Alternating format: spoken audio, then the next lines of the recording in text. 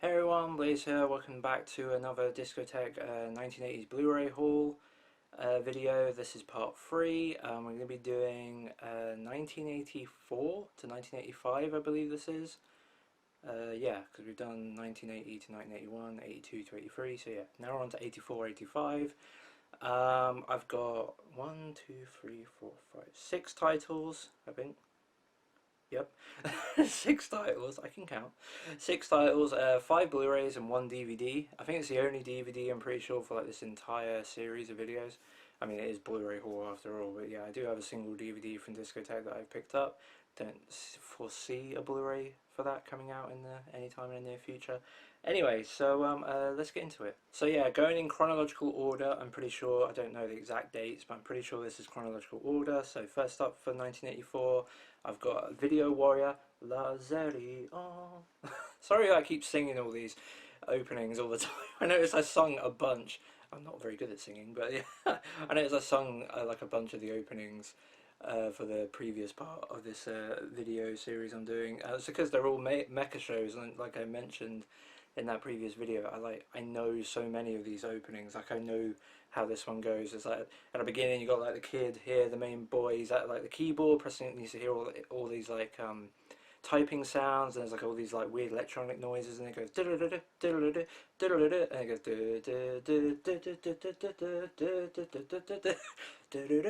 goes I'm sorry.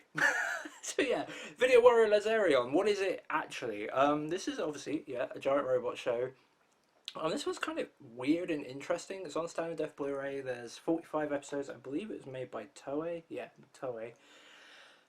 Japanese, obviously, only with English subtitles. Pretty obvious there. Anyway, so yes, this series is about. It's interesting because it's sort of like the whole thing we've got today with like video games and reality like meshing together. I suppose in most modern cases it's the whole isekai thing because we're drowning in isekai still. Seemingly, it seems to be getting a little bit better, but there's still a lot. You know, the whole getting stuck in a video game thing. This one is more aligned with the main character here, whose name is Takashi Katori. Takashi Katori. Yeah, he's like really into this giant robot like fighting mech brawler game back in the 1980s. God knows what that actually looks like on his computer in this show. I'm actually quite curious to see what that looks like. What does 1980s, 1984 Toei think the future robot fighting game of the future looks like? That'd be interesting. And yeah, he's playing it with this girl. So he's in Japan. He plays this game with this girl called Olivia over here, who yeah but he basically plays it online. So this game's like an online MMO. 1980s online MMO game fighting these giant robots, whatever. And there's like this weird scientific experiment going on. Aliens are just about to invade Earth, or about literally are doing it. And as this weird experiment goes on to do with like teleporting like military aircraft or something, the signals between the MMO game being, you know, sending signals across data across the world, and like these military like teleporting thing basically means that his robot gets caught in this signal, and in this experiment from the game, like his robot he designed in the game, and it materializes into the real world. And wouldn't you know it, he's basically the only guy that can pilot it because he designed the robot. He's the only one that knows how it works. So yeah, he ends up using the robot against the alien invaders. Yeah, does that make any sense? It's kind of crazy, but yeah, I love the name for this. Video Warrior Lazarion is the most 80s sounding freaking name ever. It's beautiful. I don't believe that's actually what the show is called in Japanese. Obviously Lazarion is, but obviously the Video Warrior thing I think is just a translation, but it works just as well. It sounds amazing. So yeah, pretty cool cover here. Pretty cool action shot on the back. I don't really know what else to say because I haven't seen it. The opening's awesome, obviously. Link in the pinned comment, probably like I did last time. Pretty neat cover underneath with some very 1980s like synthwave wallpaper sort of thing going on. It's pretty cool. And a cool logo that I believe Mike Toole designed. I seem to recall that yeah, he used like a, when they did the initial announcement on one of their panels. I think it was the one where they did Sergeant Frog or something, and yeah, he just used like a random logo, or came up with a random logo, and it made it all the way into the final product. So that must be pretty cool for him. um, yeah, and then we got disc there, and then, yeah, the inside art is just slipcover art. So yeah, that's Video Warrior Lazarion. Yeah. I look forward to watching it, obviously, just like all these other things. I'm starting to get that itch again. I've been watching Black Clover at the moment, which is I really struggled with Black Clover at the beginning, but I got really into it just recently again. It's very Naruto-esque. I know that's like the most default comparison, but my god, like that show is extremely Naruto, but with like magic, and as a result, it's sort of less interesting because the characters just stand there with like their grimoire books, and the attacks basically are just magic, magic, magic from their book. Slightly less interesting than Naruto, where it's more obviously action and actually punching the shit out each other and stuff. Like, at least a little bit. I suppose Naruto's not entirely like that, but it's a little bit more like that than Black Clover is. But yeah, it's pretty good. Anyway, Video Warrior Laserion. An anime that came out almost, I don't know, 35, 40 years earlier. So anyway, on to the next one. Okay, so the next title is one that I did share briefly on Twitter. If you follow me on Twitter, link in the description.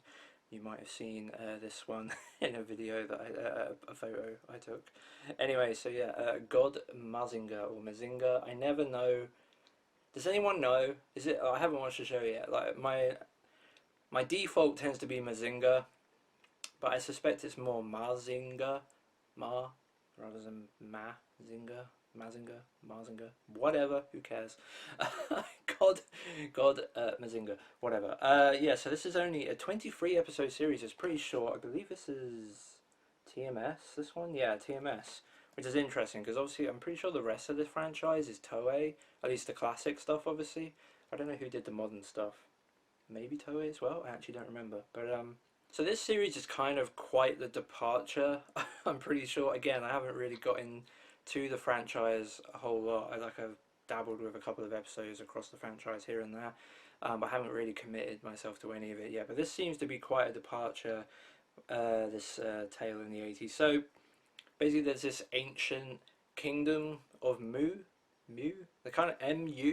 It's kind of the same as the enemies in Razafon. I believe those are also called Mu. Not really sure what the meaning behind that word is. Anyway, so this ancient kingdom of Mu is basically under attack by the Dragonian Empire, who basically attack them with like all these great like sword and sandal type sort of affair, but also with like dinosaurs and shit. So yeah, it's kind of crazy. And the Kingdom of Mu basically have this god deity, which is this thing right here, and but they can't use it or something, and they end up needing someone from the future to come back into the ancient past of this seemingly fantasy place, but whatever. Come back to the ancient past and basically sort of pilot it. So yeah, they end up getting this kid, athletic kid from like Tokyo or something, and yeah, he comes into the past, whatever, this fantasy place, and helps the Kingdom of Mu fight off the Dragonian Empire with this big black and gold Mazinger robot looking thing here.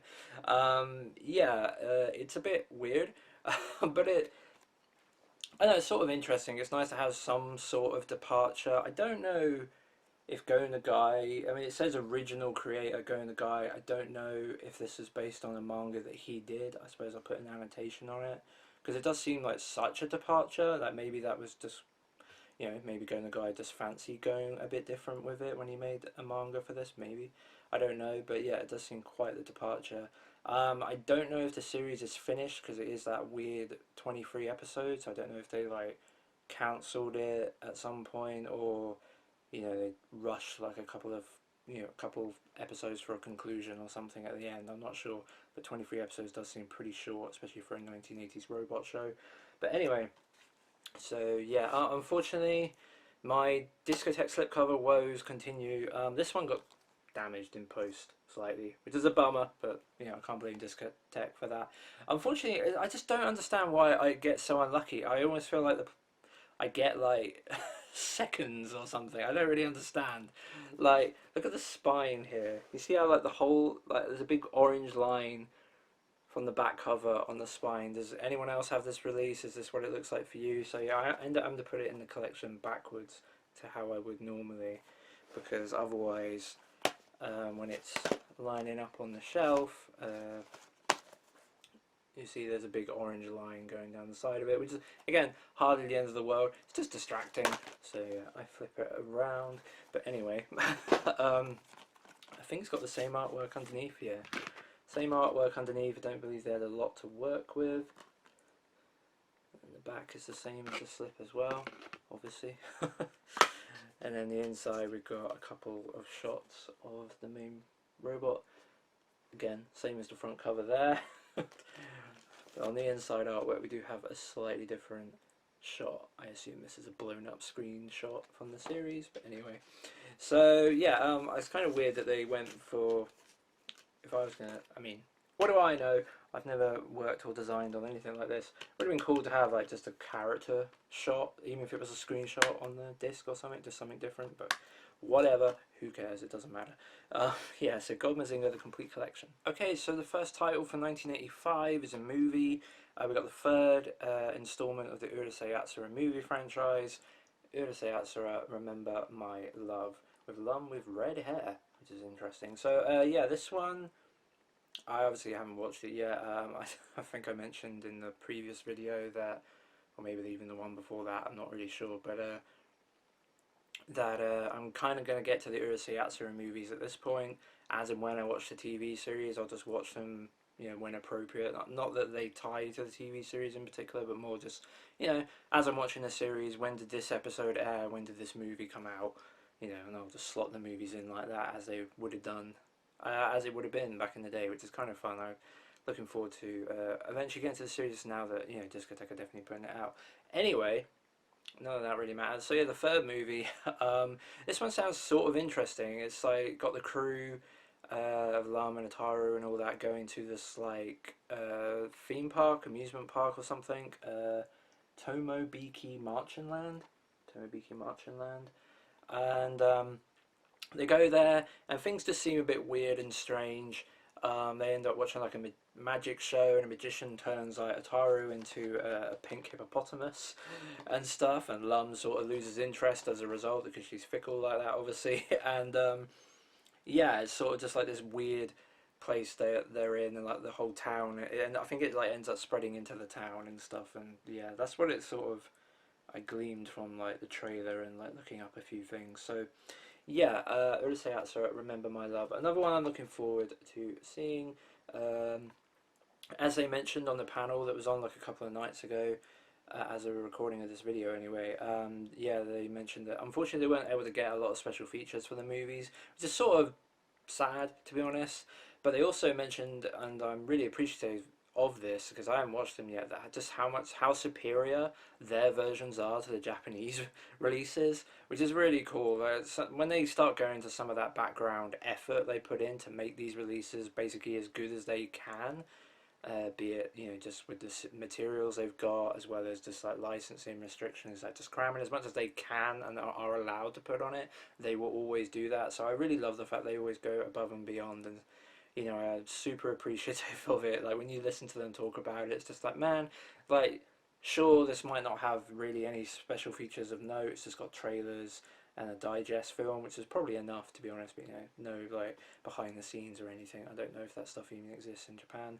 But anyway, as cool as it would be to have some stuff like that, and I would have liked liner notes maybe, but you know, they put in a lot of effort. Like just getting this movie to look its best and have the audio properly synced and all that is far more important than that stuff. So I appreciate that a lot. So anyway, yeah, Urusei Yatsura, Remember My Love. I really like the inside art on this. It's slightly different.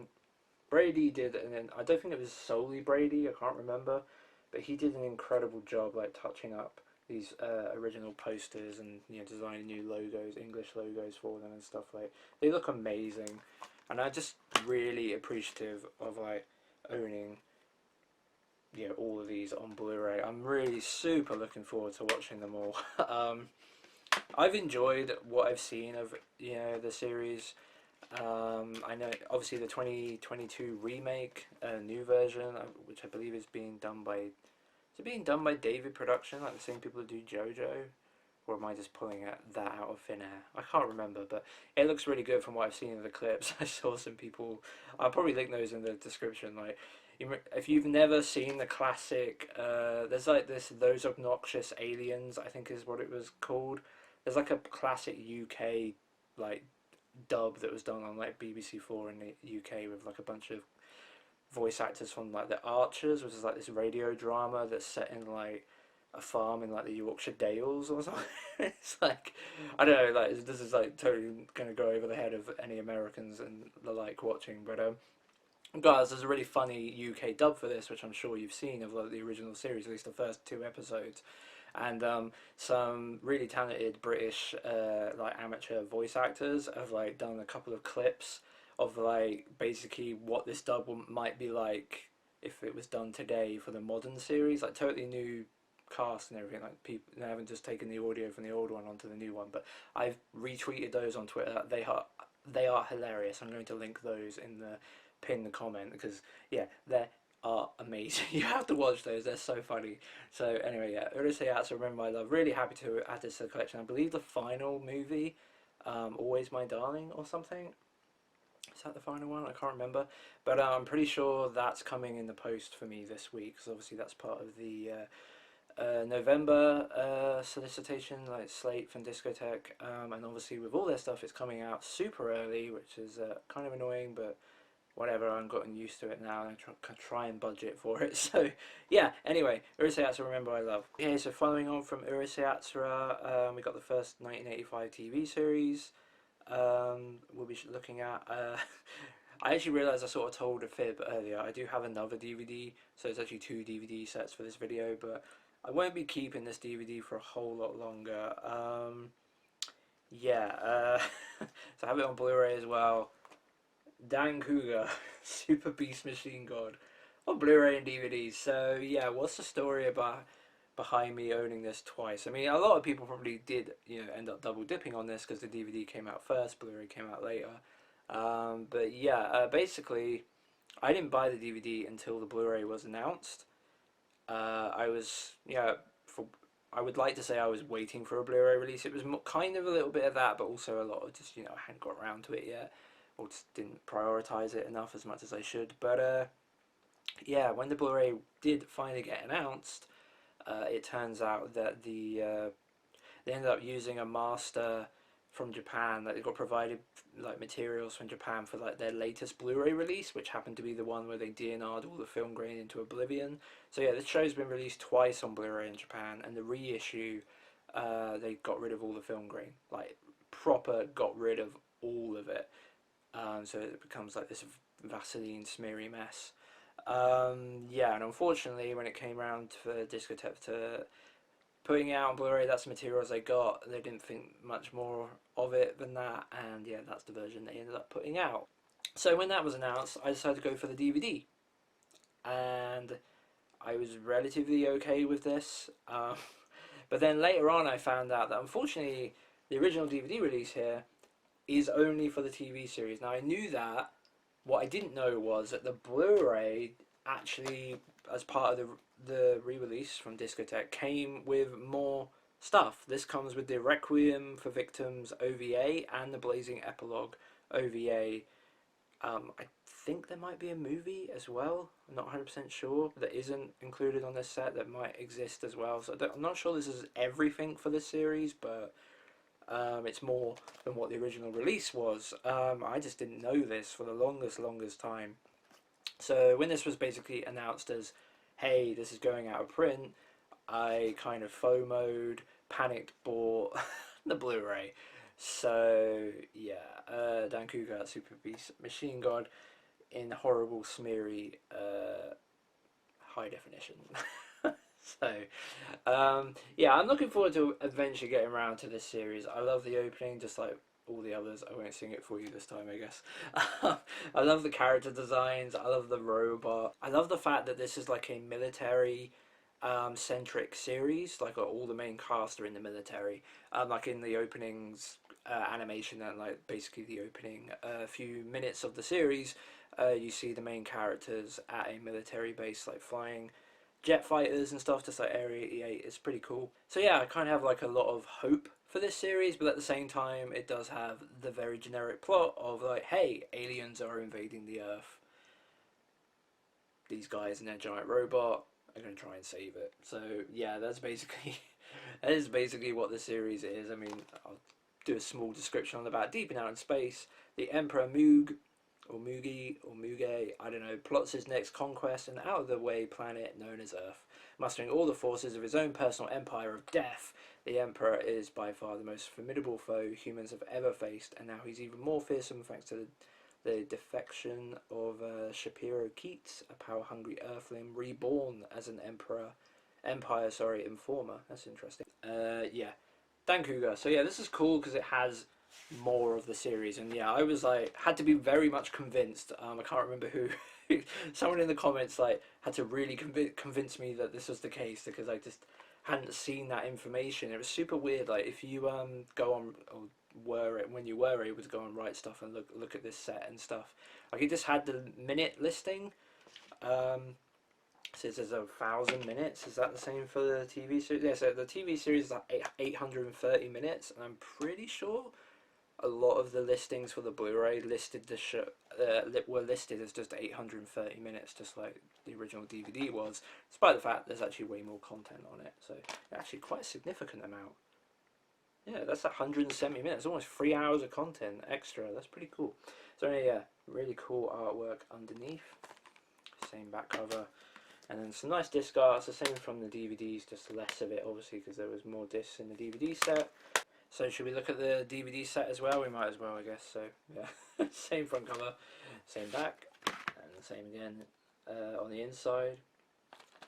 Same back. Same disc art for the first 4 discs, and then 2 slightly different ones for the last 2 discs, obviously, because this set has more discs because it's on DVD. So yeah, that's Dancouga. I will probably sell this DVD. I don't know if the DVD actually even has like the film grain intact. Like I think it does. I think it is based on the old materials because I'm pretty sure this DVD set came out around the time that the the more recent Blu-ray masters were put out in Japan, so I would be surprised if this is sourced from those materials. But anyway, I don't know, like I have the Blu-ray now that has more of it on it, and to be honest when it comes around to watching this series, I'll probably end up watching the freaking fan subbed version. I'm just glad to have supported it, have the option, have it on the shelf as part of the collection, but I don't know if I'll be able to actually stomach all of the DNRing going on in that. I'll give it a go, but I'm not going to stick with it if I don't like it. Like if I can't get over it, like I'll push on to the fan subs. Like I have watched the show to entirety like that, like the OG Gundam 79. I watched all the way through, completely DNR'd. So yeah, I can do it. It's not impossible. So anyway, yeah, that's Dancouga. Let's move on to another one.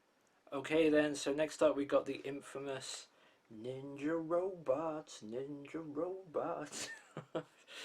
Yeah, Ninja Robots, Tobikage. Or I actually prefer like the original Japanese version. It's the one obviously I'm more used to. It's Love Survivor, Love Survivor. Yeah, so man, was this one a long time coming from Discotek. I mean, they announced it ages ago, and then they spent many moons, many months, many years. It felt like I can't remember how long it actually was. Might have only been about a couple of years. Probably was. But they basically went well above the Call of Duty to basically try and source down this obscure, terrible, old, but complete English dub. And they were able to basically do that minus like 10 seconds, which is insane. So yeah, this has a complete English dub for the whole series basically, and it's 43 episodes. This is based on the Japanese Blu-ray, so this looks really good on Blu-ray. It's actually a Studio Pero show. Interesting thing about that is that this is basically the second and last ever, from so far as I'm aware, pretty much like foray into like kind of more traditional giant robot mecha type show from Studio Pero. They did Bismarck before it, like say Sushi Bismarck or something. The thing that became like Saber Sheriff Star something like the cartoon.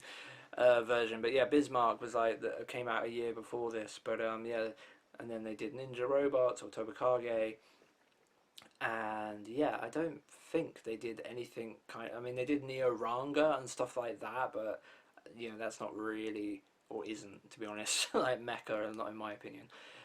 So yeah, this is it's kind of interesting, you know, for a studio as renowned as Pero. Obviously, they're more known for doing shonen type action shows from basically the 90s onwards. But yeah, it's just sort of interesting that they only ever did two robot shows, and the last one of them was back in 1985. So yeah, be interesting to see them maybe go back into that world and see what they produce nowadays. But anyway, yeah. So Tobikage Ninja Robots with the complete terrible English dub.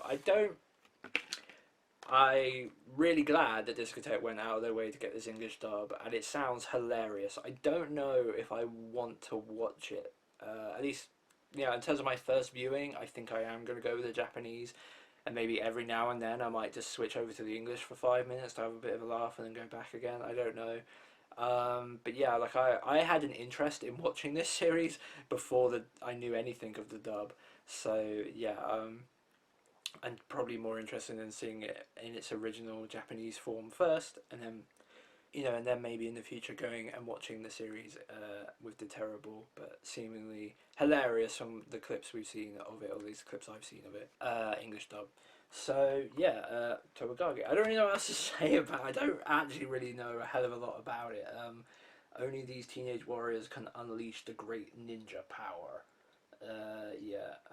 Wow. Okay. I have literally not even read the back on this. Holy crap. So, okay, they've written the back synopsis in the style of the dub. That's pretty great. So, I'm Joe Meyer, and this Blu-ray is all about my adventures with the ninja robots. What, expected normal box copy? Yes. Sorry, that's just not how I do things, man. This show is about robots. That also happen to be ninjas, and well, if that doesn't seem cool to you, you're probably pretty boring. This is great. Um, some of the robots are orange and blue, one's a dragon, and there's another one that's the coolest one that's also a big gigantic ninja. That one's mine, and it's the best one. I know it's a little confusing, but all you really need to know is the robots beat each other up and we say cool things while doing it. Together with my dorky bro Mike, my blue-haired buddy Jenny, and the coolest dude, Damien, duh. I yeah, whatever. I don't know why I couldn't read that the first time. Yeah, Damien. We used the ninja robots to protect Ramina, the alien princess, from the forces of evil or whatever. There's Icelander, some jerk who's got an inferiority complex because I'm so cool. Hazard, this dumb military guy with a toad face. And then some emperor guy who looks like Mr. Clean but talks like Dracula. No idea what that's about, honestly. There's a bunch of other characters too, but they don't really matter. What does matter is this set contains all 43 action-packed episodes of Ninja Warrior Tobikage, Japanese with subtitle style, of course, as well as the long-lost English dub, Ninja Robots. What are you waiting for? Let's do this, like, now. Great. That's great. I had no idea. I'd never read it. That's great. I'm so happy that they did that. That's amazing. So, yeah, I'm still going to watch it in Japanese first, but yeah. I don't know if I could actually watch this whole series in English, but maybe. It depends really how funny it is. If it's really, really funny, then yeah. And it does seem pretty darn funny, to be honest. So, yeah. Ninja Robots, Tobakage, yeah. What else is there to say other than all hail Discotek for putting this out and going above and beyond to conclude the English dub. So cool. So very, very cool. Okay, so finally, I can't believe how much damage doing these videos does to my voice these days. Like, I barely get through one of these without losing my voice. It's crazy, and they're not even as long as, like, I've definitely done other videos without editing or anything, and like, yeah, I can get through the whole thing. But anyway, yeah, whatever. Finally, is a movie that I picked up on recommendation from Val K Inc. Link in the description to her channel. I'm sure you all know her, but whatever. She's awesome, does similar videos to mine, so if you like my content and aren't subscribed to her, I imagine most of you, if not all of you are, but if you're not, go and check her out, she's awesome. Anyway, I picked up this one after she did and showcased it in a video. She sort of compared it somewhat to like Fantasia and Night on Galactic Railroad, which are both two films that I really like. So I decided to go and pick this up after kind of like dragging my feet on it. Basically, I was like moderately interested but never prioritized it. But decided I'll go through and pick it up. There's no Blu-ray seemingly in sight, so when I picked up the old DVD, it's a Sanrio. I think it might be the last Sanrio film they did, and this like completes my collection of Sanrio films of like Ringing Bell, Unico, Sea Prince and the Fire Child, and A Journey Through Fairyland. And yeah, I've since watched this movie a couple of weeks ago, I think, and maybe a bit longer, whatever, doesn't matter. A few weeks ago, and yeah, I absolutely loved this movie. It's beautiful, absolutely beautiful, and sort of like surpassed my expectations of what it was. It's definitely in like that Fantasia sort of mold, but it definitely, yeah, the connecting that sort of style with, you know, showcasing animation to the, you know, to the tune and to the rhythm and stuff of like classical music, but also like it definitely has blends well with like A Night in the Galactic Railroad, where there is like a through line like narrative more so than there is in Fantasia and stuff. um, yeah, I really enjoyed this movie. It's beautifully animated like throughout, really is, and it's basically about what's his name? Is he just called Michael? Yeah, Michael is a gifted oboe player, and he's like attending like this music school for like classical music. He was orphaned. His uncle or something runs the school, and but even though he's like really good at yeah, gifted oboe player, so even though he's really good at playing the oboe, he's kind of like more infatuated, if you will, with like the greenhouse and all the plotted plants and stuff. He spends most of his time doing that. Is late to all his music lessons, um, and at some point, like this fairy girl here appears inside like one of the flowers, and uh, in the process, somewhere in the process, he ends up getting because he's late to all his lessons. He ends up getting expelled, and when he goes back to like the greenhouse to basically kind of say goodbye to all these plants, the fairy girl like entices him into Fairyland through like transporting himself into like these plants. He gets like miniaturized and taken off into this like isekai type sort of thing, kind of. And when he's in there, like a load of crazy stuff happens. All to the tune of like classical music, and it's kind of cool actually. Like when you're watching it, like the names of the songs come up, like the names of the pieces, I suppose, come up on the screen as well. And like I say, it's just really beautifully animated. I don't really go too far into it. It's just like this is totally worth watching.